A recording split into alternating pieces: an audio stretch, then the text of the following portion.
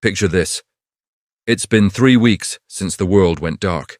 The chaos has filtered out the weak, leaving behind only the desperate and the truly dangerous. You heard the screams 4 days ago from the house on the corner, the one with the expensive solar panels and the intimidating steel fence. They looked ready, they looked prepared, and that is precisely why they became a target. Now look at your house.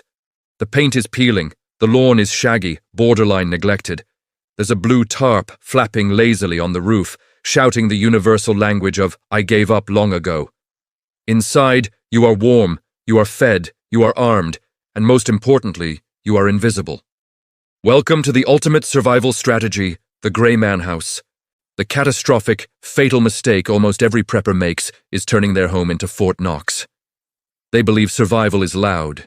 Steel shutters, cameras everywhere, a fence that screams, "I have high-value goods and I dare you to try and take them." I'm here to tell you that in a societal collapse, that fortress is not a shield. It is a bullseye painted right on your roof.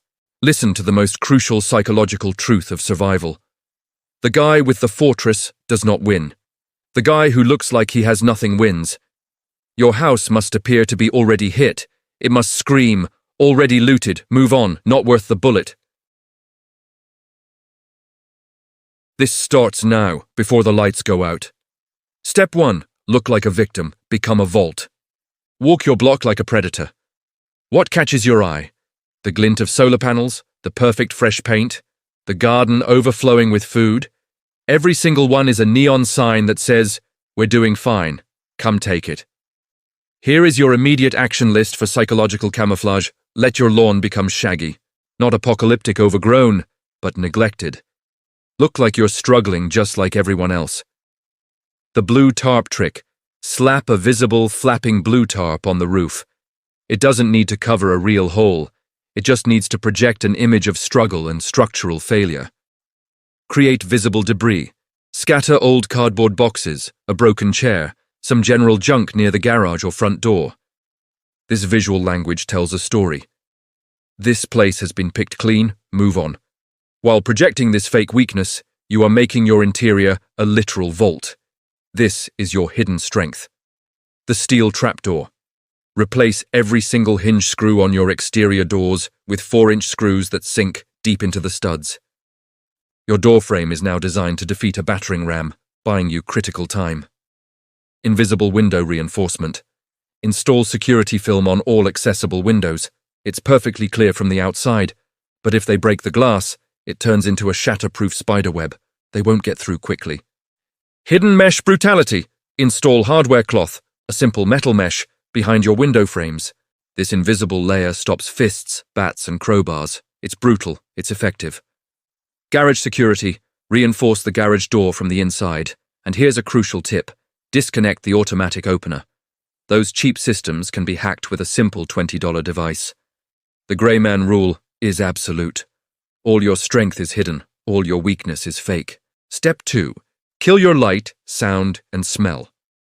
When the power grid fails and the neighborhood goes dead silent, your house starts broadcasting its survival signature to every desperate predator within a mile. You have to kill your light, kill your sound, and kill your smell. 1. Kill your light, the lighthouse effect. In the profound darkness of a collapse, any flicker of light is a lighthouse inviting danger. Curtains and blinds are not enough. You need total blackout. The reflective foil trick. Get reflective insulation, the kind with foil on one side, which also blocks heat signatures. Place the dull side facing out, layer this with thick blankets, old sleeping bags, anything dense and heavy. The ultimate test, tape all the edges. Then conduct a night test. Have a family member stand 200 yards away, the approximate viewing distance of a single candle in darkness, with binoculars while you light a candle inside. If they see anything, you failed. A single flashlight can be spotted from half a mile away. Absolute darkness is your first layer of armor. Demum, kill your sound, the dinner bell effect. When modern noise pollution, traffic, air conditioners, lawnmowers, vanishes, every tiny sound you make echoes like a gunshot.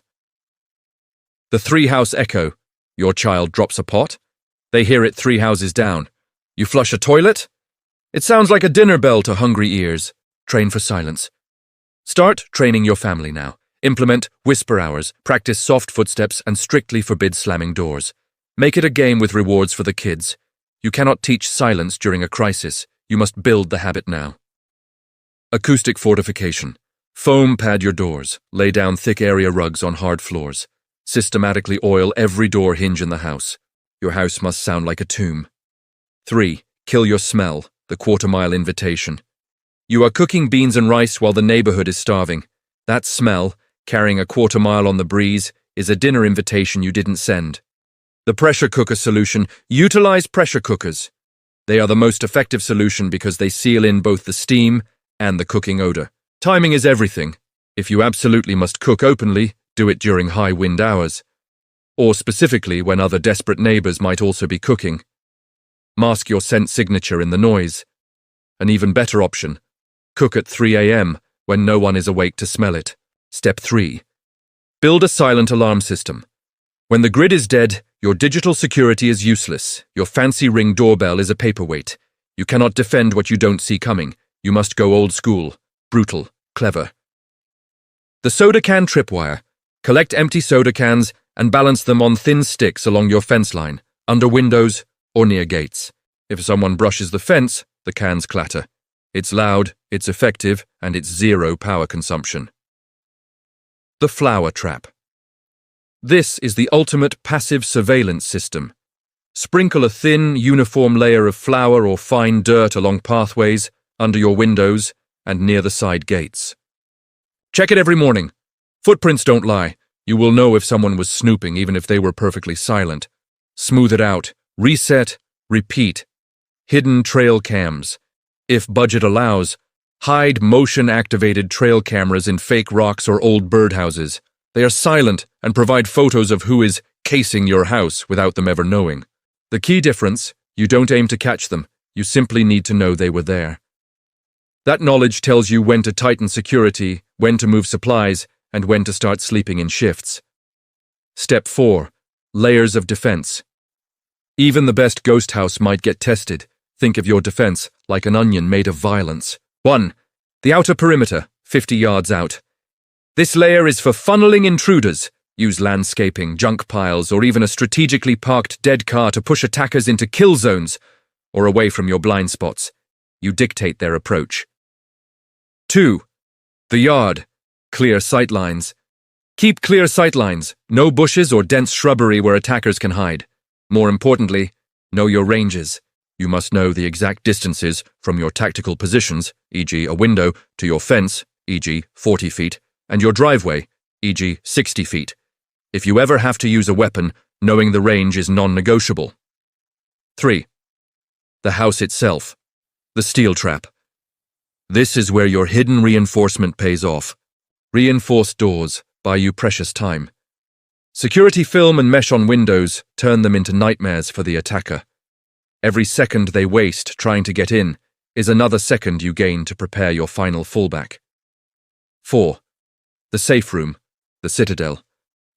This is your final fallback position. It must be an interior room, preferably upstairs, with a steel core door. It must be fully stocked with water, food, first aid, a communication device, and a primary weapon. This is your citadel, capable of holding out for days if necessary. Step 5. Escape routes.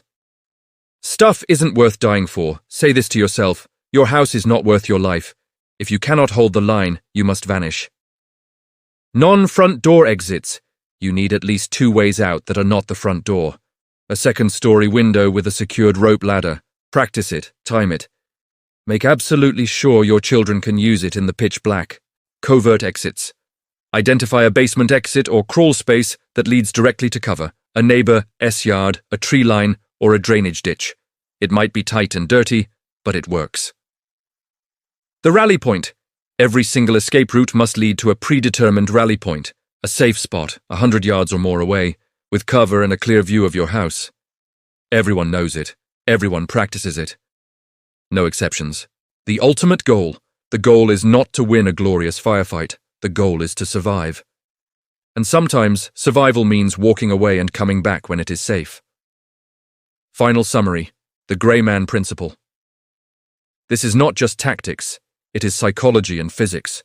Predators are lazy. They seek easy targets. You made the risk too high for too little reward. Light, sound, and smell are survival signatures. By controlling them, you become invisible. Every layer of defense creates a decision point for the attacker. Is this worth it? Your answer must always be no. This is the gray man principle. The person who blends in is the one who survives, not the hero, not the loudest. When the world collapses, the survivors will be the ones no one saw, the ones who looked like victims but were predators in hiding, the ones who understood that invisibility is the ultimate armor. So, let your lawn grow. Let the paint peel. Let them think you're already broken.